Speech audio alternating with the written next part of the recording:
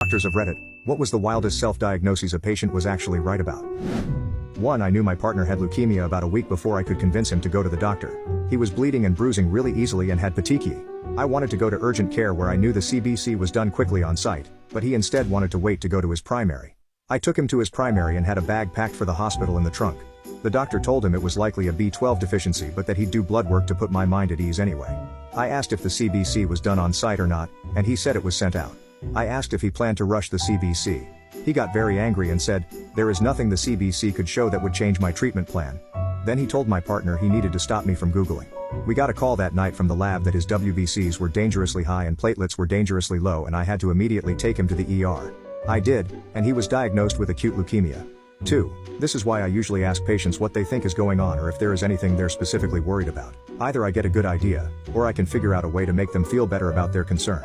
3. Had a patient who came into the ED with vague mild abdominal pain whose friend recently died of colon cancer. She was convinced she must have it too. Told her cancer wasn't contagious like that but ordered a CT scan because she was so insistent in order to reassure her.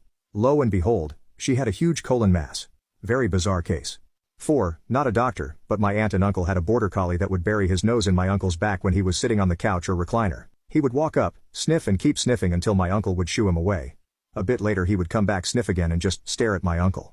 A few weeks later my aunt was watching one of the local news channels and they featured a dog that could smell Parkinson's, and she jokingly told my uncle about it. He mentioned their dog constantly sniffing one spot and one spot only on his back, so he went to a high school friend who was a doctor in dermatology. He said it didn't look right and did a biopsy on it. Sure enough, he had skin cancer, but they caught it early and all he ended up with was a scar on his back. 5. Had a patient come into the ED and told me he had epiglottitis, an uncommon infection of the epiglottis, part of your throat, when I went to see him.